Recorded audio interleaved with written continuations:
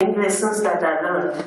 The first lesson that I learned was that an isolated parallel program in health would not make much of a difference. I mean, they would continue with that vicious cycle of poverty, ill health, helplessness.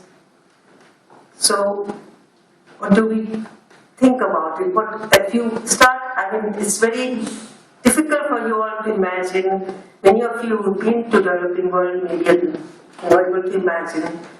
But everything is there for them to create the negative influence that pulls them down. You give them help in one area, the other area would pull them down. There is poverty, there is illness, there is lack of education or no education, very poor governance, very poor transport, communication, health, hygiene, sanitation, and not very good opportunities to earn and make a living. So the issues are very complex and they endlessly are interconnected with each other. And on the other hand, when I began, now the government is changing its strategy, but when we began earlier, all programs of the government, there were many programs targeting the poor, but they were all parallel to each other. And although they targeted the poor, they would hardly reach many of them. And even if they reached some of them, the beneficiaries were again caught in the web of other negative influences. And because of the top-down approach, even the extension workers, the officers, everyone else involved in delivery of the programs would become more answerable to their bosses above rather than to the communities below.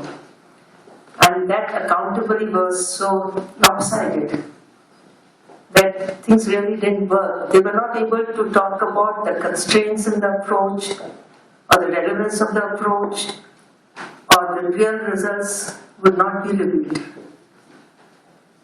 And hence, there was a big gap between the planners, the implementers, and the communities themselves.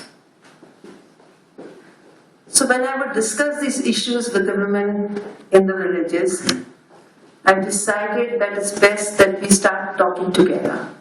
We formed village women's groups, began discussing the issues, and we asked them, okay, we have many issues, but we have what is known as a collective strength.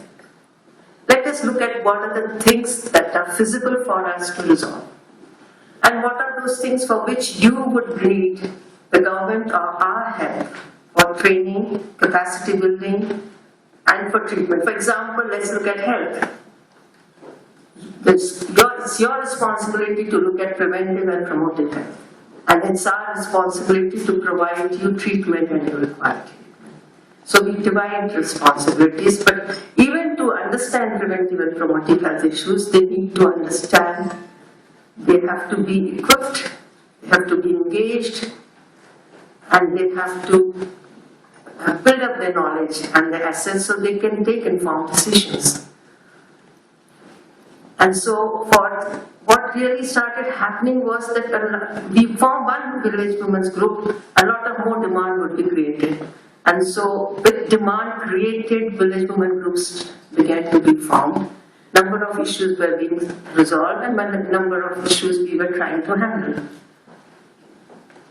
We did not think that our program would build up to so many programs together, and over the years, each program component has its own depth. It's a separate program by itself, as well as it's interconnected with the other programs. Let me just tell you how a program would begin for us. Like, I would go to some one village. I'm not doing anything yet for disability, it's 1986. And the government of Himachal Pradesh has no program for the disabled. I walk into a home and in a dark room, I see a quadriplegic youth lying down.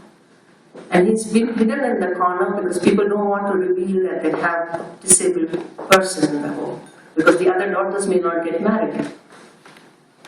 Anyway, I tell the villagers who are around me, come on, let's get out and lie down. Tell me what you see. The sky. As if for 20 years, this youth has seen only the ceiling of his home. Could we not, even if you don't know much of how to work with disabled people, could we not just remove him outside? Put him out into the sun, put back support, look at the range of movement he can do. So, and thus, we got into the disability program. And today, of course, we have a very big disability program. We work with the Government of India too, with policy and advocacy and the acts. But what I'm trying to communicate is the fact that the grassroots realities are very, very different. And small steps do make a difference.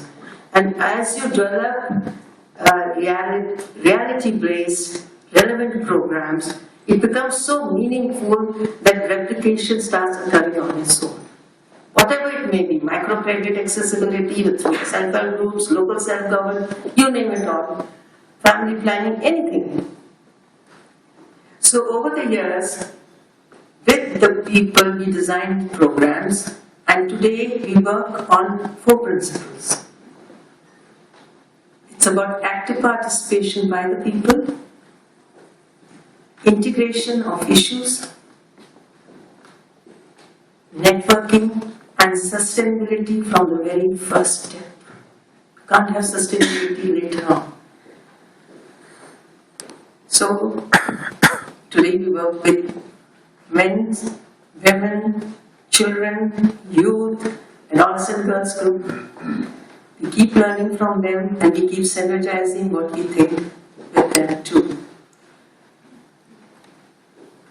Over the years, from a program that started with maternal and child health, training of traditional health attendants, village health guides, training of community health nurses, in only 6 villages of Himachal Pradesh where the government could not reach. Today, we are, and in one state, today we are working in 680 villages, reaching out to more than 500,000 people, 4 states in India. But more than that, the outreach of CORD, what has really happened is that many people from the NGO, the government, the corporate sector, volunteers, interns from India and abroad visit us. So what I see is the replication of CORD taking through people. Because they come to us as a training center. Some of them do long-term work, some do short-term, but I'm sure a lot of development issues get transformed. And they imbibe it a lot. Many of them, if they go back even to their developed countries, they have taken up something to do with development, whether the donor agencies or otherwise. So I'm happy that we have a way to reach out to many more people. In our own center, we've already trained about 35,000 people. The challenges that we face today is to get the manpower. Unless one lives and works with the people, nothing changes. And one has to live for a little long time. Things are slow to occur. And very few people are willing to do so. That is our biggest challenge.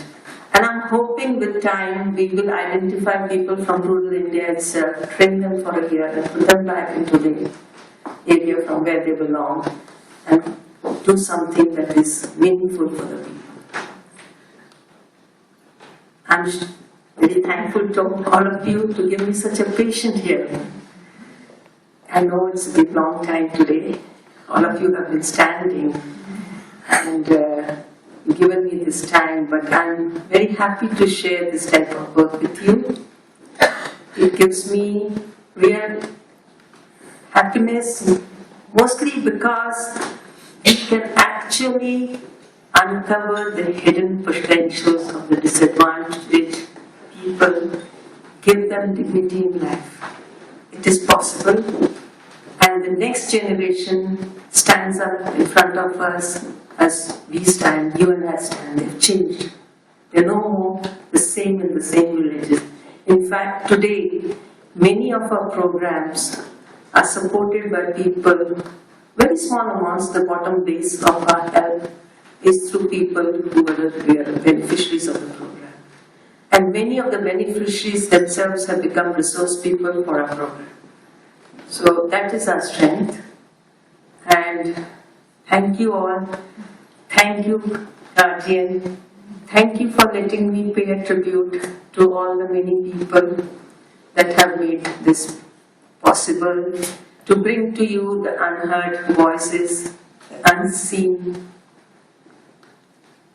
people, and the many people who are actually practitioners of development, the many beneficiaries who have broken through their shell, had the courage to come out, work for themselves, become self-reliant, the many community-based organizations that are working collectively in people-centric, demand-driven programs. To them all, I pay my tribute, and to all of you, because we could not work without donors and supporters in the media. Everyone counts. We all contribute in our little ways. Thank you.